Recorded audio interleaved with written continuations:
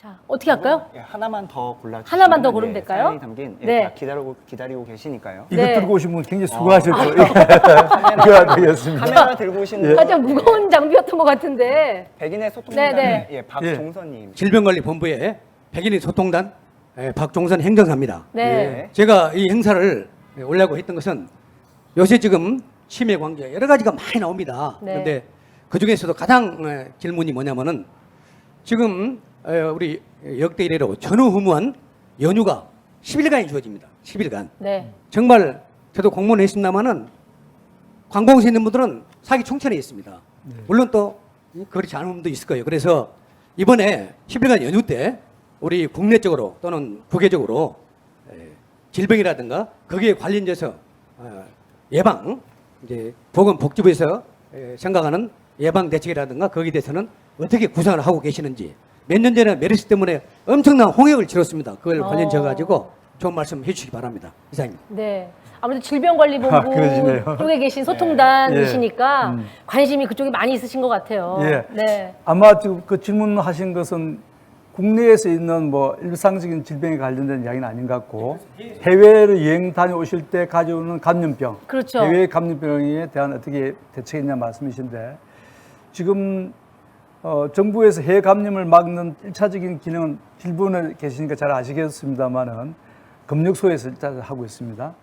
검역소에서 들어오고 나오고 하는 분들, 특히 이제 입국하시는 분들에 대해서 발열 체크를 한다거나 그분 주변을 다 이제 체크를 하고 있는데 제가 보건대 국민들께서 해외여행 나가시기 전에 특히 이제 그 감염 위험이 높은 지역에 대해서는 미리 준비하시는 예방주사를 미리 맞고 나가시는 한 2주 전까지 맞아야 되는 그런 예방주사를 꼭 맞고 나가시고 그리고 여행을 다녀오시고 난 뒤는 혹시 자기 몸에 이상이 없는지를 스스로 좀 체크하셔서 가장 1차적인 징후가 이제 발열이 되겠죠. 열이 날 때 그 발열에 대해서 좀 체크를 하셔서 그걸 적극적으로 보건당국에 알려주는 그런 협조도 필요하고요. 네. 우리 그 보건당국에서는 출입국 그 관리하시는 분들에 대해서 사실은 1대1 체크를 다 하고 있습니다. 그래서 저도 인천공항하고 인천항만에 가봤는데 그 기계 시스템이 잘 돼가지고 특히 비행기를 타고 오시거나 고위험 지역에서 오시는 분에 대해서는 앉으신 분의 그 주변까지도 인적 정보가 다 내장이 되어서 만약 어느 특정한 분이 발열을 했다. 그럼 그분 주위에 앉아 있었던 분이 누구라는 것이 다 정보가 떠게끔 시스템이 돼 있어서 우리가 체계적으로 접근할 수 있고 만약 거기서 발열이 있는 분이 있으면 격리해서 공항 근처에 격리 엄마 병상이 이미 다 준비되어 있어서 거기서 격리해서 그분을 실제 감염된지 안 된지 체크할 수 있는 시스템이 이미 갖춰져 있습니다.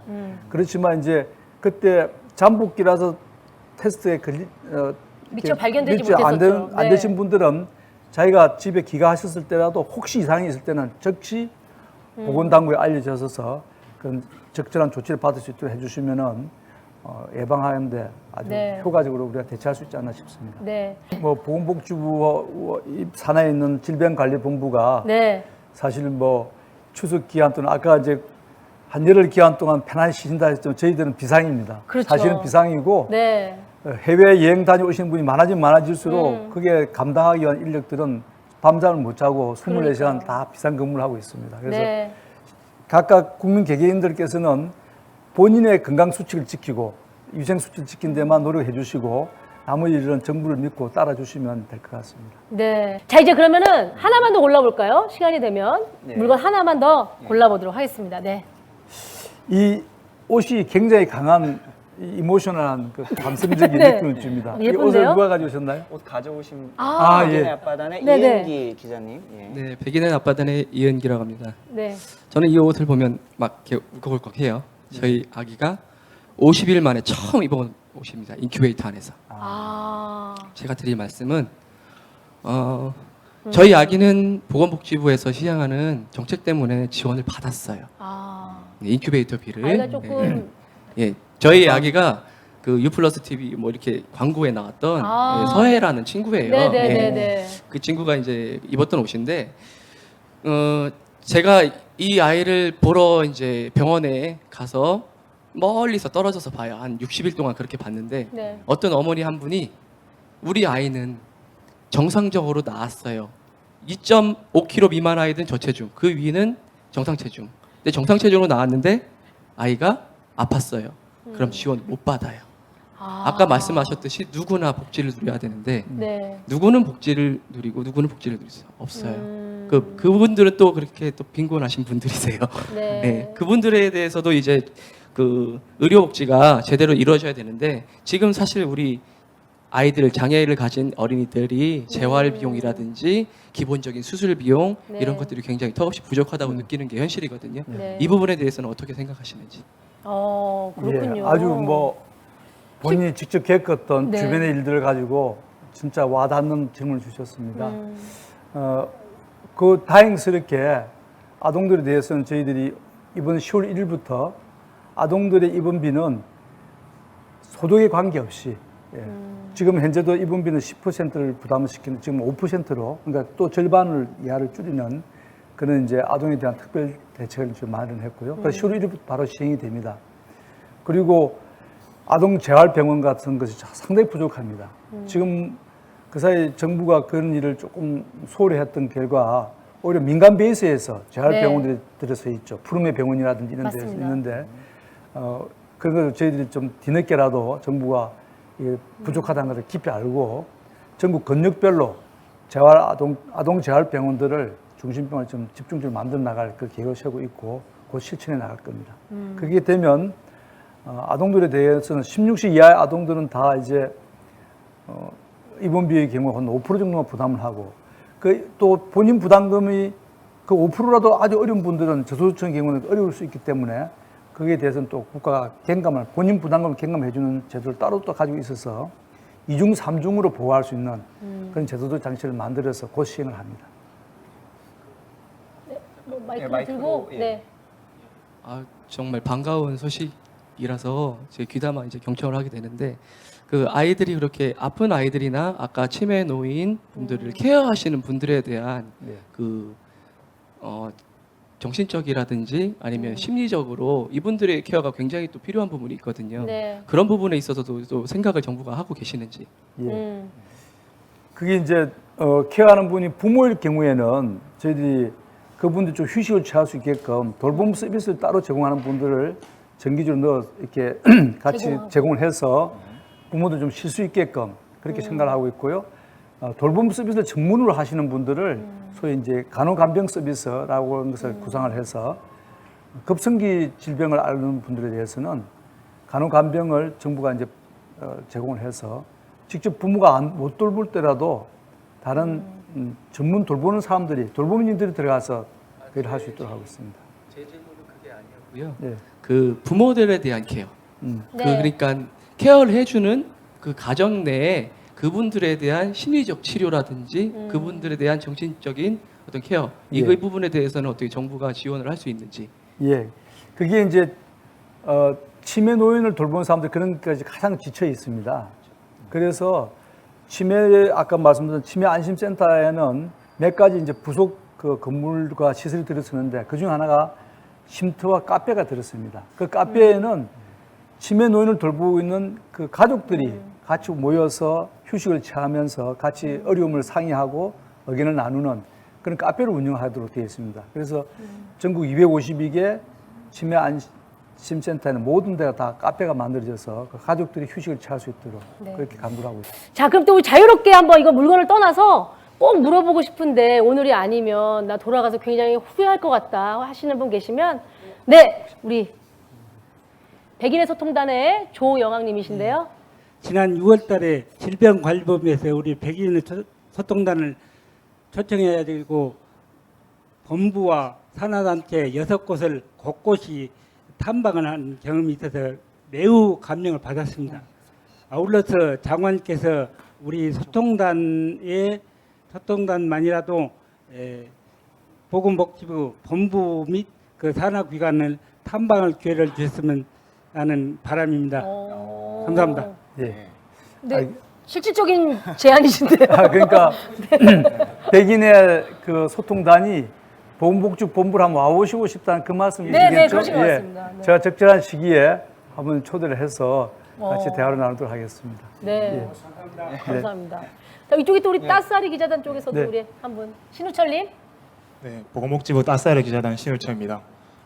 이제 뭐지 포괄적인 얘기를 좀 하고자 하는데 아무래도 재정에 대한 문제가 이제 빠질 수 없는 것 같아요. 그러니까 아까 댓글에서 많이 언급하셨고 이제 또 이제 저희 주변에서도 많이 언급하는 주제라서 이제 문재인 케어가 이제 추진되면서 또 재정에 관한 이렇게 문제가 이렇게 계속 논란이 되고 있는데 아무래도 건강보험료에 대한 문제가 제일 큰 것 같아요. 그러니까 지금 당장은 이제 예산이 30조 원이 투입이 되니까 딱히 문제가 없어 보이는데 이제 2025년도에는 아무래도 이제 그 건보 재정이 이제 부족해지면서 이제 또 사람들이 그거에 대한 이제 우려가 생기다 보니까 그거에 대한 이제 중장기적인 재정 계획이 어떻게 되는지 좀 궁금합니다.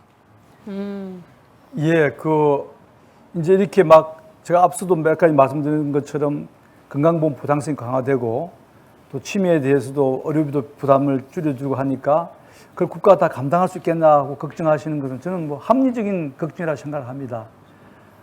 근데 이제 정부 나름으로서는 향후 5년간뿐만 아니라 향후 몇십 년 뒤에도 건강보험 재정이 건강하게 또 건전하게 유지될 수 있도록 면밀한 계획을 세워두었습니다. 많은 분들이 이제 오해하시는 것은 5년 동안 돈을 다 써버리고 나중에 5년 뒤에는 돈 다 비는 거 아니냐 그러시는데 그렇게 말씀이 나오게 된 직접적 계기는 건강보험에서 좀 매년 쌓아두고 있는 돈 21조 원 중에서 한 11조 원을 쓴다 그러니까 그것을 돈을 이렇게 쌓아둔 돈을 다 쓰고 있는 게 아니라는데 그 돈이 사실 어느 정도 규모냐면은 한 2달치 정도의 급여비에 빼게 되지 않습니다. 그게 우리가 1년에 한 60조 정도 돈을 쓰는데 현재 적립금에서 11조를 5년간에 나눠 쓰겠다는 것은 우리가 한 2달치 정도의 급여비를 쓴다는 뜻이기 때문에 뭐 쌓아둔 걸 다 쓴다는 뜻이 아니라 매달 들어오고 있는 것 중에서 일부를 쓴다는 뜻에 불과하고 무엇보다도 정부가 이제 건강보험에 대해서 1년에 한 7조 정도씩 지금까지 쭉 부담을 해왔습니다. 그거를 조금 더 부담을 늘리고 그리고 아까 말씀하셨던 쌓여있는 21조 적립금 중에서 향후 5년에 걸쳐서 한 2조 정도씩 쓰면 한 11조 정도를 거기서 쓰고 그리고 난 뒤에 이제 저희들 나름대로 또 각종 급여에 낭비되는 부분들을 최소로 해서 좀 효율적으로 사용을 하고 나머지 부분은 국민들의 소득이 증가함에 따라서 또 보험료도 더 들어오는데 대략 보험료율을 지난 10년간 평균 증가율을 보면 한 3% 정도 됩니다. 그 정도 증가율을 유지하면은 우리가 예상하고 있는 추가적인 비용 30조 6천억을 5년 동안에 조달하는 것은 전혀 무리 없이 조달할 수 있겠다는 이미 면밀한 계획이 짜여져 있고 또 내년도 우리가 이제 건강보험 그 보험료를 결정하는 위원회에서 2.4% 뭐 그러니까 2.04% 인상을 결정했습니다. 뭐 3% 이하를 했는데도 충분히 재정을 부담할 수 있는 감당할 수 있는 선으로 되어 있어서 걱정해 주시는 건 굉장히 고맙고 저희들은 아무튼 최선을 아껴서 하겠지만 정말 근본적인 걱정 안 하셔도 되겠다 이렇게 생각이 됩니다. 네. 그리고 저희 페이스북 채널 통해서 지금 네. 굉장히 많은 댓글들과 질문들이 많이 올라오고 계신데요. 네. 이분들을 위해서 오늘 따로 준비한 퀴즈가 있습니다. 네. 예, 오늘 도서 상품권이 걸린 퀴즈를 내려고 하는데 네. 제가 그냥 바로 첫 번째 퀴즈로 말씀을 그래요. 첫 번째 드릴게요. 퀴즈 바로 내주시죠. 예, 오늘 나온 정책 현안 중에 하나예요. 예. 치매 돌봄을 국가에서 이제 책임지겠다. 예, 이것을 정책의 올바른 명칭이 있는데 이게 무엇일까요? 예, 이거를 맞춰주신 분께 예, 저희가 랜덤으로 예, 추첨을 통해서 10분께 저희가 도서 상품권 보내드리도록 하겠습니다. 네. 자, 오늘 저희가 준비한 돌발 퀴즈가 함께 해봤습니다. 짧은 시간이었지만 장관님 하실 말씀이 훨씬 더 많을 것 같은데 네, 오늘 어떠셨는지 인사를 좀 부탁드릴게요. 네. 예, 이렇게 직접 만나서 또 라이브로 생중계되는 과정에서 말씀을 나누는 게 상당히 흥미가 있고 또 의미가 깊은 것 같습니다. 네. 오늘 이것을 계기로 제가 좀 더 현장에 또는 국민들 가까이 다가가서 국민들 하시는 말씀도 자세히 듣고 또 바라는 게 무엇인지 파악을 해서 보건복지 정책이 좀 더 나은 방향에 나갈 수 있도록 그렇게 저는 또 최선을 다하겠습니다. 그리고 특히 멀리서 와주신 분들 감사드리고요. 우리 네. 또 젊은 분들이 이렇게 보건복지 정책에 대해서 관심을 많이 가져주신다니까 정말 고맙습니다. 네. 어떠셨습니까? 우리 기자단 여러분들 오늘 괜찮으셨어요? 만족스러우셨습니까? 네. 자, 저도 사실은 국민의 한 사람으로서 보건복지부의 다양한 정책에 참으로 관심이 많습니다. 앞으로 뭔가 보건복지부에서 해야 될 여러 가지 과제에 대한 오늘 쪽집게 과외를 받는 그런 약간 느낌이었어요. 저희도 한번 날카로운 눈으로 잘 지켜보도록 하겠습니다. 그러나 따뜻한 마음으로 응원하도록 하겠습니다. 네, 더 열심히 뛰어주실 거라 믿습니다. 그렇게 하겠습니다. 네. 열심히 하겠습니다. 네. 자, 우리 박능후 보건복지부 장관님과 함께한 페이스북 라이브 이제 정리를 해야 될 것 같은데요. 실시간으로 이렇게 참여해주신 많은 분들의 다양한 의견 잘 정리해서 우리 보건복지부 대표 MC 따수님께서 전달을 해주실 거라 믿고요. 또 우리 국민 여러분들께서 한편으로는 관심도 많은 만큼 참으로 이렇게 머리가 다 좋으시구나, 똑똑하시구나 라는 생각을 하게 됐는데요. 더욱더 보건복지부의 여러 가지 행정과 또 정책에 대해서 많은 관심 가져주시기를 부탁을 드리겠습니다. 자, 우리 앞으로 장관님이야 보건복지부의 많은 직원 여러분들이 다 같이 화이팅 하시라고 다 같이 화이팅 하면서 마무리하면 어떨까 싶은데요. 좋습니다. 네, 괜찮으실까요? 자, 제가 두 번을 하겠습니다. 네. 박능후 장관님 화이팅, 보건복지부 화이팅 이렇게 하겠습니다. 자, 박능후 장관님 화이팅! 보건복지부 화이팅! 화이팅! 감사합니다. 네, 오늘 오신 같이 저희도 사진 촬영하겠습니다. 함께 해주신 분들 감사합니다. 고맙습니다. 네, 이쪽으로 나오세요. 예, 같이 사진 찍을게요.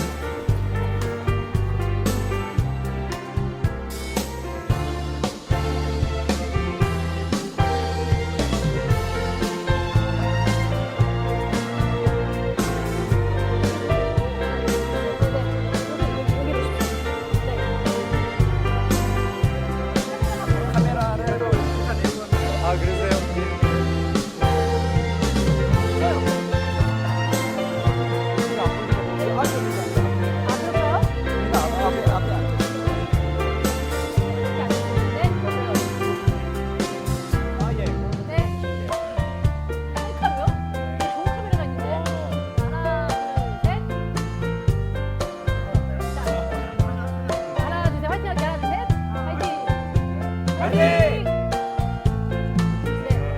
자, 저쪽에 카메라 보겠습니다. 정면에 카메라. 네.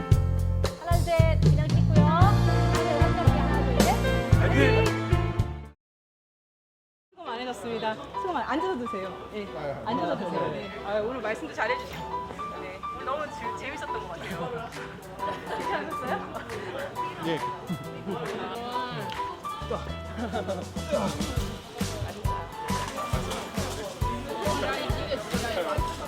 보건복지부 짱인 것 같아요.